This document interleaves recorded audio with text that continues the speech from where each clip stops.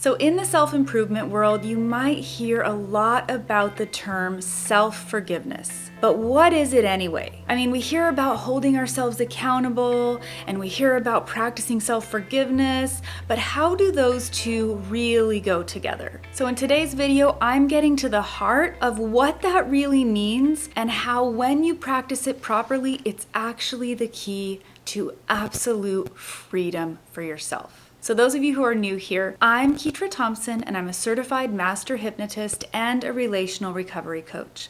And I help people get to the root of what's driving their unwanted behaviors or their unwanted patterns or their self-sabotage on a subconscious level, because our subconscious mind is driving over 95% of everything we think, feel, and do. So when we reframe it on a subconscious level, that's when we gain traction. And I love watching my clients just create lives they love, lives that are full of passion and joy and actually bringing about the things that they want in their world. So if you want to learn more about that, there is a link in the description below. You can check that out. It gives you lots of information.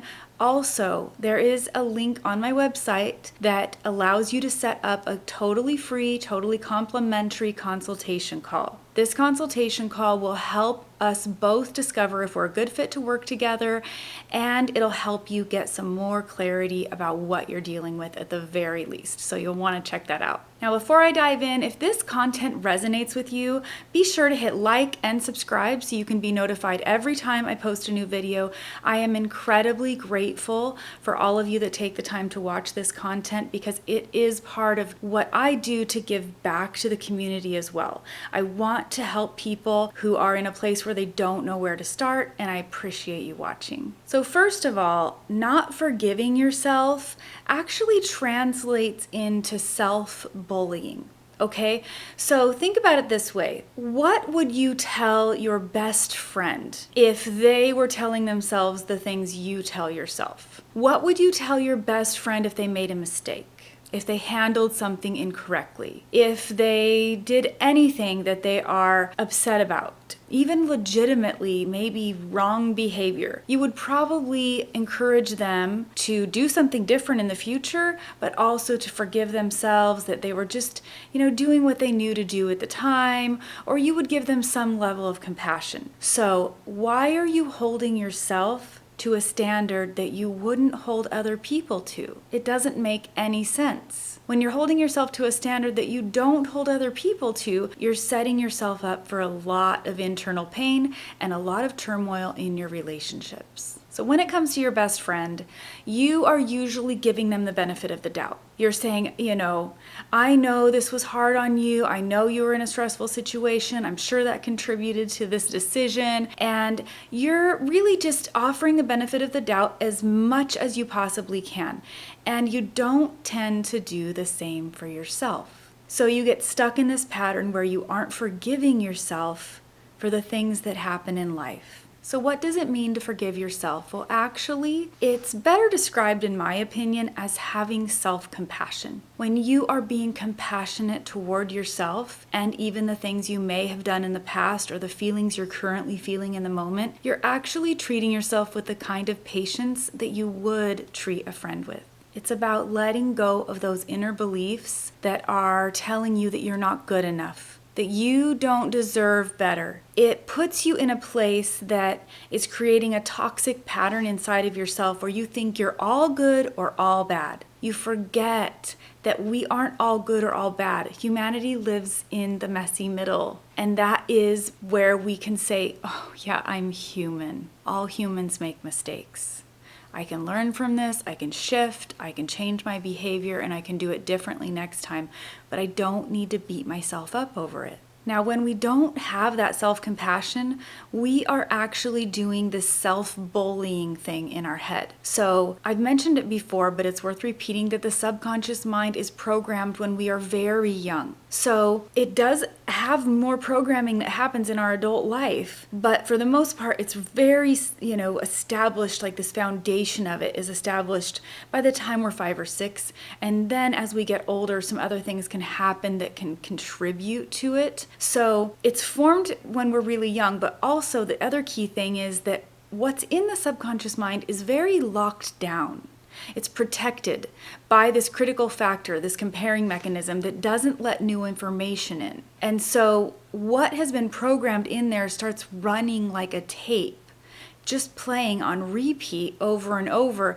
There's no reality behind it. It's just simply telling you the things that it believed to be true at an earlier time in your life. And so this is where you can actually stop the pattern. When you have these thoughts, you might not even realize it because they've been happening your entire life. And you might actually think that if you're not hard on yourself, that you'll never change, the way that a drill sergeant is with someone, just grinding them into the ground. But really what they're doing is they're breaking their will. And that's not a healthy way to treat yourself. So having self-compassion along with being self-reflective about how you're going to do things differently in the future forgives yourself for what you did and what you said or what you felt, and makes a plan for doing it a different way instead of keeping you stuck in a shame spiral. So if you are bullying yourself, you're likely stuck in a shame spiral, and it can cause isolation.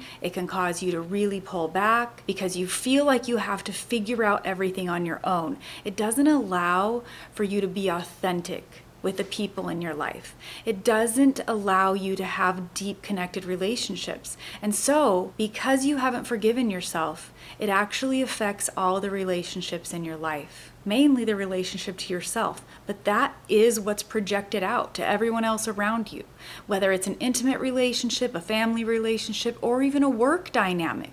When you don't forgive you, you are affecting the energy that you're giving to the people around you. So in the end, it all comes down to being your authentic self. When you are your authentic self, that means you've let go of all the crap that other people programmed into your mind when you were younger. And it's not about becoming someone different, it's about getting back to being you.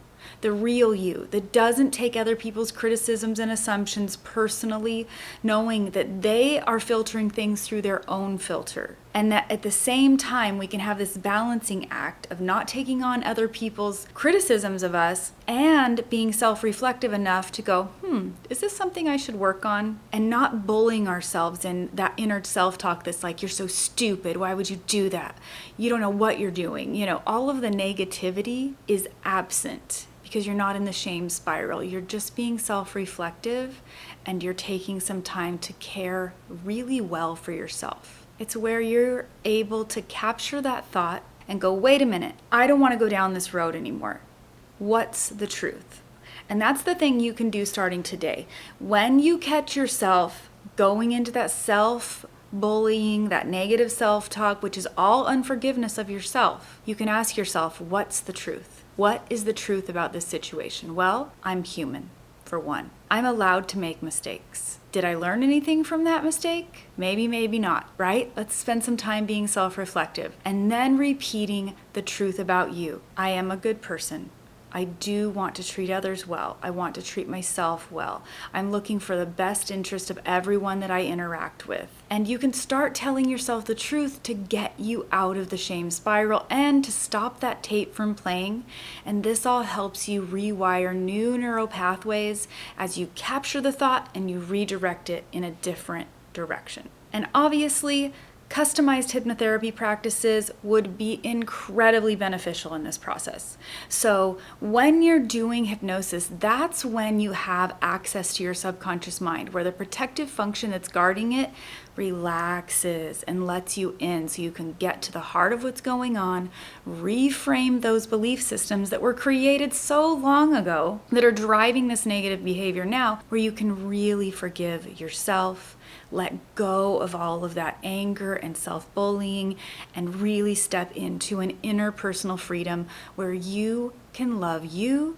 And that's what helps you love the people around you, because the harsher you are with you, the harsher you're going to be with the world, because you're bullying yourself and you're setting the standard to mentally bully other people, where you quickly judge them and are critical, and none of that creates a dynamic for healthy relationships to flourish. A good reality check you can do for yourself is to ask yourself when this happened and be real. If this was when you're 5 or 10 or 18 or even 23, whatever it was, do you really expect a 5-year-old to be perfect, or a 10-year-old or an 18-year-old or a 23-year-old? The frontal lobe of a human's brain isn't even fully developed until a woman is 25 and a man is 28. So that controls our common sense. So give yourself some self-compassion. And if you've made mistakes past that age, you can still be compassionate toward yourself because you're running on old programming and you don't have to do that anymore. So again, if you want help reprogramming that subconscious belief system that's driving unwanted behavior and keeping you from connecting to authentic relationships, check out that link in the bio. It will give you lots of information, and I'd love to have a consultation call with you. But until next time, grab those thoughts, redirect them, tell yourself the truth, and start practicing self-compassion. I hope you are choosing to live a life that is what you want, what you love, what you deserve, and that you're actively striving toward letting go those negative patterns that are holding you back.